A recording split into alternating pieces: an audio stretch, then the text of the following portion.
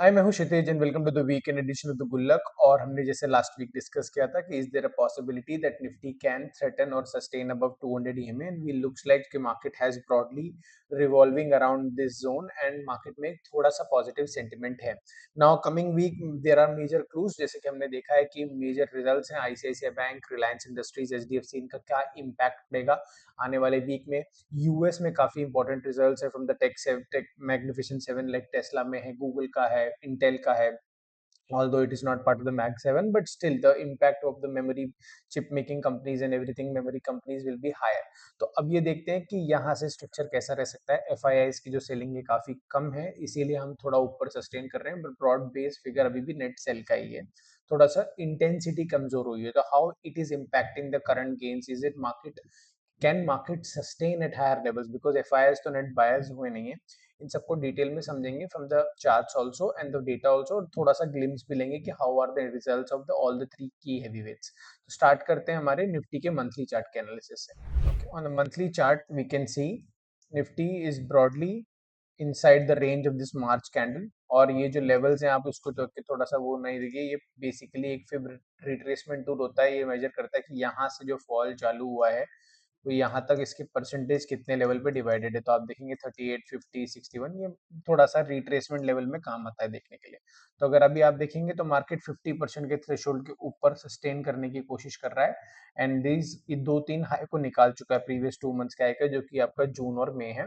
Now April high and the main March high are the crucial levels to watch out for. और basically price action अगर देखेंगे तो कुछ इस तरह का बन रहा है। दिस इज अगेन अभी एक रिट्रेसमेंट में ही है हम, ऐसा कोई बहुत ज्यादा बुलिश स्ट्रक्चर नहीं है, एक्सट्रीम बुलिशनेस नहीं है, might sideways to bullish structure में है हम, ठीक है। In the longer term horizon बात कर रहा हूँ, लंबा व्यू बात। अगर वीकली पे इस व्यू को देखेंगे तो आपको थोड़ा और क्लैरिटी मिलेगी कि निफ्टी में जो प्राइस एक्शन बन रहा है कुछ इस तरह का है, जो कि सपोर्टिव है साइडवेज टू बुलिश मोमेंटम के लिए। जैसे कि आप देख रहे हैं कि यहाँ पे जो ये जोन है पूरा, जो आपका 24,772 और 24,270, ये जोन के बाहर मार्केट में ना थोड़ी सी तेजी हो सकती है, and we can possibly attempt कि हम इस रेंज से इस रेंज के बाहर के ऊपर जा सकते हैं, ठीक है। दैट टाइम विल टेल कि किस तरह से जाते हैं। हो सकता है कि बड़े गैप से खुल जाएंगे तो उसमें पार्टिसिपेट करने का मौका नहीं मिलेगा, बट इफ ग्रेजुअल होता है तो मार्केट कैन, ये जो एक पैटर्न बनाया हुआ है मार्केट ने, there is a pattern like this, तो ये एक तरह से एक ये पैटर्न का ब्रेकआउट हो जाएगा तो market can test higher levels. 25,500 25,000 level के आसपास देखते हैं किस तरह से मार्केट में रिएक्शन आता है, ठीक है। तो वीकली चार्ट से भी, वीकली चार्ट उनके लिए होता है जिनका होराइजन 2 से 1 महीने का होता है, स्विंग ट्रेडिंग टाइप्स का, तो उसके हिसाब से सेंटिमेंट बुलिश है। बट एनी क्लोज बिलो 23,783 और 23,800 will again push us down towards this zone, जो कि मार्केट वापस साइडवेज हो जाएगा इस रेंज में, ठीक है। तो फिलहाल के लिए structure is looking positive. And from the daily chart, if you look at the chart, Nifty is clearly now above all the EMAs 20, 50, 10 and even 200. So this in itself is sign of some positivity, sideways to bullish momentum. So we can say in the short term Nifty may act bullish and can threaten this high or this, unless there is some geopolitical trigger or news announcement. So for short term traders who have a horizon of less like 10 days, 7 days, 15 days, so you can, मतलब जब तक ये zone breach नहीं होता है 23,800 ये वाला zone, तब तक we can say the Nifty can sustain at higher levels. So this view will get invalidated if Nifty is below these low, तो वहां पे आपको ध्यान रखना पड़ेगा, which broadly around जो 24,200 से 24,000 का zone है, which is the cluster of these EMAs band which we can see on the daily chart. Okay, तो short term में निफ्टी का structure is bullish. Now I have said bullish, whether data is supporting, let's check it out. If we see the breadth index of the Nifty, which we monitor on a weekly basis, which tells us कि how many stocks of the Nifty 50 pack are trading above their 50-day moving average. 50 क्यों? Because broadly 3 महीने हो जाते हैं, तो जितना broad based participation होगा, this will tell us a more healthy sign. So currently we can see it is sustaining above 64%, so this is a healthy sign कि तो जो पार्टिसिपेशन है, it is not limited to some stocks, it is a broad based participation, may be because of the earnings, because earnings उतनी बुरी नहीं आई है, अच्छी आई है कहीं कहीं जगह पे। सो ब्रेड पॉजिटिव है, okay.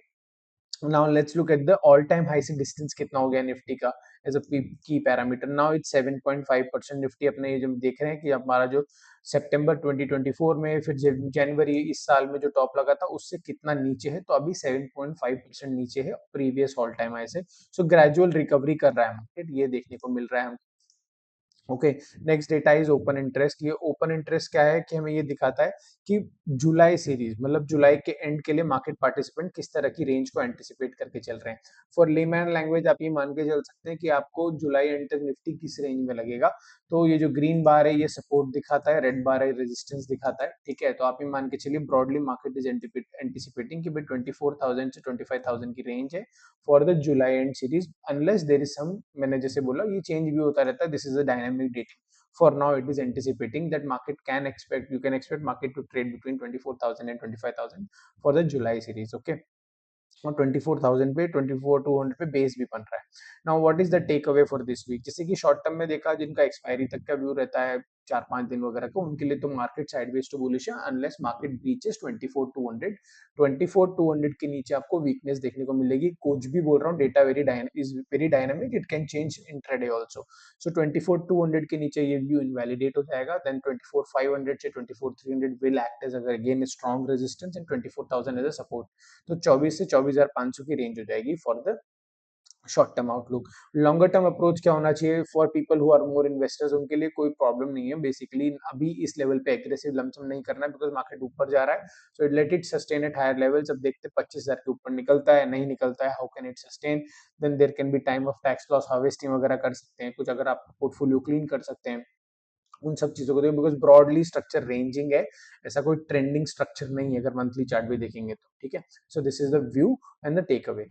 Now, is this rally supported by foreign investors? I don't think so. As you can see, the selling intensity has reduced for the July series and the July month. Their net selling figure is around 4,500 crores, which is not a net buy figure. That means कि जो बिकवाली का pressure है पिछले 4 महीने का, the selling pressure has reduced. That's why index is sustaining at higher levels and even climbing at higher levels। की simple भाषा में कोई बेच कम रहा है, सीधी सीधी बात, तो इसीलिए आप ऊपर जा रहे हैं। इसीलिए कह रहा हूँ कि ट्रेंड में बुलिशनेस नहीं है, हम रेंजिंग मार्केट है, 25,000 के आसपास आता है 25,000, तो पोर्टफोलियो ट्रिम करने का भी सोचिएगा, क्लीन करने का भी सोचिएगा, unless they become net buyers. Once they become net buyers and the story is different, the approach is different. For now there is no indication from the data that FII is net buyers in Indian equities. They may be net buyers in the debt market because of the taxation favor they have gotten, but not from the equity market point of view. In index futures they are still staining their short position, थोड़ा कम किया है, but the broader positioning is short. Index futures का मतलब आप simple भाषा में समझ सकते हैं कि इनका अप्रोच डेरिवेटिव्स में भी अपनी बेट्स को हेज करने के लिए भी मतलब नेगेटिव बना हुआ है। तो एफआईएस का sentiment is not that positive right now. एक क्विक ग्लांस ले लेते हैं कि तीनों जो की कंपनीज है उनका रिजल्ट कैसा रहा। ये मेरा ग्लांस रहा है मोर देन द कि नंबर्स क्या है, कि स्ट्रीट एक्सपेक्टेशन जो कि कंसेंसस एस्टिमेट्स थे उससे कितना डिफरेंशिएटर है। तो अगर आप देखेंगे तो सबका जो कंसेंसस एस्टिमेट था स्ट्रीट का, उसके हिसाब से आईसीआईसीआई बैंक ने स्ट्रॉन्गेस्ट रिजल्ट रिपोर्ट किए हैं और मार्केट की एक्सपेक्टेशन को 8% से बीट किया नेट प्रॉफिट के बेसिस पे अगर आप देखेंगे।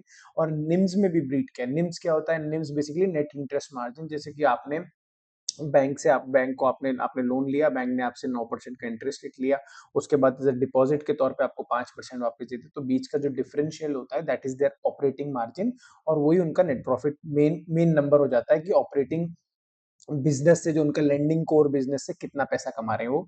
तो उस पे देखेंगे तो निम्स में 4.36% है और 4 पॉइंट ये भी यहाँ पे इम्प्रूव हुआ है। और एनपीए भी थोड़ा सा मार्जिनली कम हुआ है, which is a good sign. जैसे margin growth and asset quality all moved in the same direction. तो अब जब रिलायंस का देखें तो ब्रॉड बेस बीट है, इतना कोई बहुत ज्यादा क्रेजी रिटर्न नहीं है, बीट नहीं है कंसेंसस एस्टिमेट से, बट लेकिन ठीक है, रिटेल को छोड़ दिया जाए तो ऑयल टू केमिकल्स एंड जियो का आप देखेंगे तो अच्छा यहाँ पे रिजल्ट आया है। बट एचडीएफसी बैंक का मॉडरेट मिस है, it's not a bad result, but in comparison to ICICI bank थोड़ा सा मिस है। खास तौर पे अगर आप निम्स देखेंगे तो इन निम्स में इनका थोड़ा सा कंप्रेशन हुआ है, थोड़ा सा प्रेशर आया है, और हल्का सा जहां पे आप देखेंगे कि एनपीए आईसीआईसीआई बैंक का उतने ही उससे घटा है, यहाँ पे थोड़ा बड़ा है। एनपीए मतलब कि जो नॉन परफॉर्मिंग एसेट्स होते हैं, नो लोन्स नहीं आना वापस, उसको बोलते हैं। तो ब्रॉडली देखें तो कंसेंसस एस्टिमेट्स के हिसाब से आईसीआईसीआई बैंक ने अच्छा परफॉर्म किया है और रिलायंस ने भी बुरा नहीं किया है। तो मार्केट में प्राइसिंग की एक अच्छा पॉजिटिविटी हो सकती है, बिकॉज दो हैवी वेट से आपके रिजल्ट्स अच्छे आए। Now coming to the next edition of the show where we discuss the key events and what are the key results and earnings, मतलब क्या मार्केट को अगले हफ्ते इंपॉर्टेंट ट्रिगर्स हैं जो ट्रैक करना चाहिए। मैक्रो पॉइंट ऑफ व्यू से उतने कुछ खास नहीं है, एक्सेप्ट द जापान का जो पॉलिसी रेट है वो है, सॉरी, इन्फ्लेशन डेटा। एक ये इंपॉर्टेंट है, वो हमें देखना होगा। बाकी अर्निंग्स पॉइंट ऑफ व्यू से ज्यादा ट्रिगर है, another macro point of view.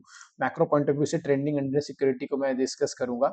Like if we see the US में earnings, we can see Alphabet यानी कि गूगल रिपोर्टिंग ऑन 21st, ये इंपॉर्टेंट रिजल्ट है। Then we have Tesla, then we have IBM, this is important result, then we have Intel, these are important results। next week Honeywell है, और उसके बाद तो कोई मेजर रिजल्ट नहीं है, but all these are important results next week, जिनमें US market की तरफ से वॉलिटिलिटी बढ़ सकती है। सो हमें ये ध्यान में रखना होगा फॉर द नेक्स्ट वीक। और हमारे यहाँ देखें तो हमारे यहाँ भी अर्निंग सीजन चल रहा है। So the key earnings reporting we will be reporting car like UltraTech हो गया आपका, then we have TVS, important earnings है, ये अल्ट्राटेक हो गया। एंड ये मतलब मैं निफ्टी 50 पे मैं फोकस कर रहा हूँ आपका इटरनल। ये मेजरली वेडनेसडे के दिन आपका सारा निफ्टी 50 पैक में ज्यादा रिजल्ट्स हैं। देन इन्फोसिस ऑन थर्सडे, थोड़ा इन्फोसिस इस बार डिलेड दे रहा है रिजल्ट। सो लेट्स सी कि इन्फोसिस की अर्निंग्स कैसी रहती है। तो ब्रॉडली हमारी ये अर्निंग्स है, जिसमें निफ्टी 50 में काफी अर्निंग्स है, तो आपको ये देखना पड़ेगा। अगर इन अर्निंग्स में थोड़ा सा भी एस्टिमेट बीट होता है तो market can sustain at higher levels. So let's see now from the trending underlying point of view. ये मैंने नया शुरू किया है, जहाँ पे मैंने लास्ट वीक आपको मेटा का स्टॉक डिस्कस किया था। इस वीक मैं ऑयल को वापस डिस्कस कर रहा हूँ। I still feel there is some upside left in the oil, because अब देखेंगे तो this is a more and a clear precise. अगर जैसे मैंने जो निफ्टी पे फिब टूल लगाया था, वो मैंने यहाँ लगाया कि जो अपना ये हाई मारा इसने ईरान वॉर का 119 से, जो लो का इसके बीच में कितने परसेंटेज के हिसाब से मूव कर रहा है। अगर देखेंगे तो 78% रिट्रेसमेंट पे यहाँ पे एक बाउंस देखने को मिला है। ब्रॉडली 78% तक अगर कुछ चीज रिट्रेस कर जाती है तो it is morally in ranging security. तो अगर आप यहाँ पे देखेंगे डेली चार्ट पे, तो it is still trading has reclaim all the EMS. अगर यहाँ पे कोई पुल बैक आता है तो ये cup and handle type pattern बनाता है कि नहीं, देखना होगा कि यहाँ पे ये रेजिस्टेंस पे है, ठीक है, कि यहाँ से ही निकल जाता है, वो भी एक इम्पोर्टेंट बात है। देर इज दिस पैटर्न, एक ये या तो ये कप एंड हैंडल है, और इधर इट कैन मेक यहाँ पर रिटेस्ट होता है, तो वैसा बना सकता है। I still feel oil is trending, oil is not currently in a situation where थोड़ा साइडवेज जा सकता है, पुल बैक आ सकता है, बट लेकिन यहाँ पे हमें एक sharp bouts of intraday volatility higher level पे सस्टेनिंग वाली यहाँ पे प्राइस एक्शन दिख रहा है। So this was the weekly outlook for the next week. अब देखते हैं कि मार्केट में किस तरह से अगर 200 ईएमए के ऊपर निकलता है तो बुलिश मोमेंटम सस्टेन करता है कि नहीं करता है। I hope you like this video. पूरा डिटेल में हमने डिस्कशन किया है, and all the key events including what are the triggers which can impact the market in the upcoming sessions. Thanks for watching.